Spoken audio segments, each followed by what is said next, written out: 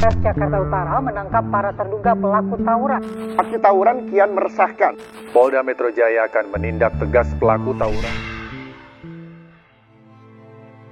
Kita sering dengar kan istilah Indonesia Emas 2045. Wah, kalau dari namanya aja udah berasa nih kayak negara kita bakal jadi superpower dunia.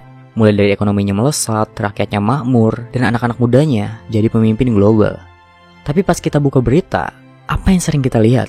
Tawuran di mana-mana, pelajar pukul-pukulan, antar kampung baku hantam, bahkan antar komunitas saling serang.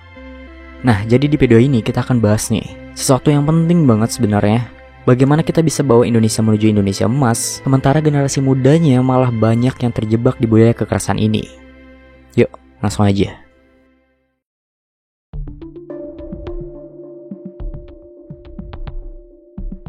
Jadi gini, istilah Indonesia Emas 2045 ini muncul dari mimpi besar kita semua. Tahun 2045 nanti, Indonesia bakal genap 100 tahun kemerdekaan. Dan kita pengen banget tuh Indonesia ini ada di puncak kejayaannya. Targetnya, Indonesia bakal masuk 5 besar ekonomi dunia. Bayangin tuh, nggak lagi jadi pasar buat produk luar, tapi malah jadi pemain besar yang nyetir pasar global.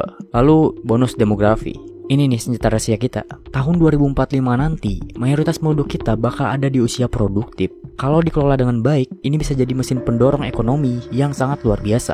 Semua daerah dari Sabang sampai Merauke harus kebagian kue pembangunan ini. Jangan lagi ada cerita kalau daerah terpencil itu nggak punya akses internet ataupun listrik. Tapi ada satu catatan penting, bonus demografi ini kayak pedang bermata dua. Kalau kita gagal memanfaatkan ini, malah bisa jadi bumerang. Pengangguran naik, kemiskinan makin parah, dan ya itu tadi, tawuran makin merajalela. Jadi, sekarang kita tahu dong, kenapa Indonesia Emas ini penting banget. Tapi pertanyaannya, gimana caranya kita bisa sampai ke sana kalau masalah-masalah seperti tawuran aja belum kelar?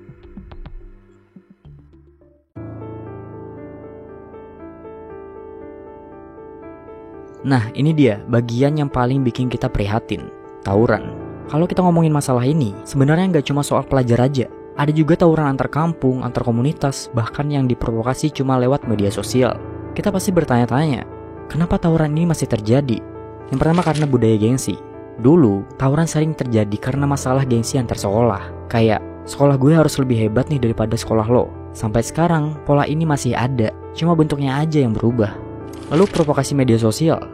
Era sekarang, tawuran gak selalu dimulai dari dunia nyata. Banyak sekali kejadian yang awalnya cuma perang komentar di TikTok, Twitter, atau bahkan Instagram. Dari komen provokatif jadi janjian baku hantam. Dan menurut data, ribuan kasus tawuran pelajar tercatat setiap tahunnya. Dan yang paling mirisnya lagi, ini gak cuma terjadi di kota besar. Bahkan di daerah-daerah kecil pun fenomena ini masih ada. Dulu ya, tawuran ini biasanya spontan aja, ketemu di jalan langsung berantem. Tapi sekarang, semuanya serba terorganisir lewat chat grup atau media sosial. Ini adalah bukti bahwa masalah kekerasan kita sudah masuk ke level baru, lebih canggih tapi makin mengkhawatirkan.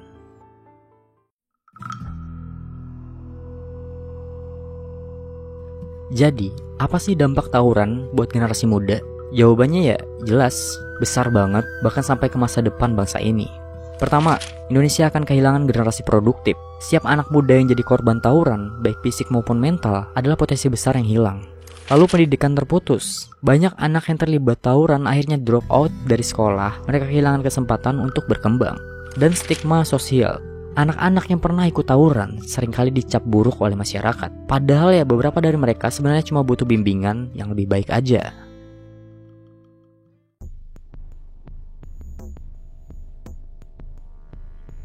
Kita nggak bisa memisahkan tawuran dari masalah sosial yang lebih besar. Banyak anak yang terlibat tawuran datang dari lingkungan dengan tekanan ekonomi, konflik keluarga, atau minimnya pendidikan karakter.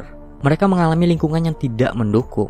Kemiskinan seringkali menciptakan situasi di mana anak-anak merasa nggak punya masa depan. Lalu, kurangnya perhatian orang tua juga berpengaruh besar nih terhadap pemicu tawuran ini.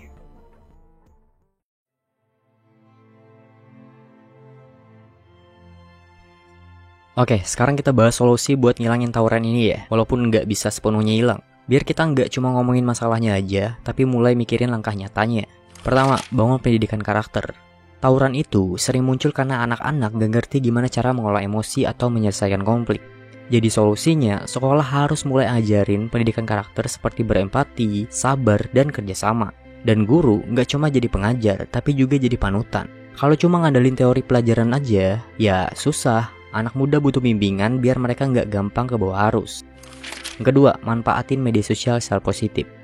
Media sosial itu pedang bermata dua. Bisa bikin anak-anak makin rusuh, tapi bisa juga jadi alat edukasi. Dorong anak-anak muda buat bikin konten positif, kayak video tentang kedamaian atau prestasi mereka. Kalau timeline mereka penuh sama hal yang positif, tawuran jadi makin nggak relevan lagi. Yang ketiga, peran orang tua lebih aktif. Tawuran itu seringkali karena anak-anak kurang perhatian di rumah. Orang tua perlu lebih peka. Kadang perhatian kecil bisa bikin anak-anak ngerasa dihargain. Ajak mereka kerja sosial biar sadar kalau tindakan mereka itu merugikan banyak orang. Kasih mereka alternatif kegiatan. Anak muda itu energinya besar banget. Solusinya bikin kegiatannya seru kayak turnamen olahraga atau lomba seni. Kalau mereka sibuk bikin prestasi, pasti nggak ada waktu lagi buat ribut. Ayo ribut. Ayo. Ayo. Ayo. Ayo.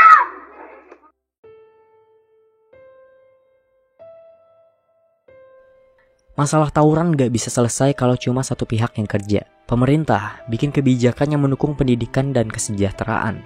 Sekolah harus lebih peduli sama lingkungan sosial siswa mereka. Perusahaan bisa sponsorin kegiatan positif buat anak muda lewat dana CSR mereka. Kalau semua pihak kompak, tawuran bakal susah untuk berkembang. Jadi intinya, mulailah berpikir positif, lebih peduli sama lingkungan sekitar, dan jadilah bagian dari perubahan. Karena Indonesia emas itu cuma bisa dicapai kalau generasi mudanya sehat, produktif, dan damai. Nah, silahkan komentar di bawah, apa tanggapanmu tentang hal-hal seperti ini? Terima kasih.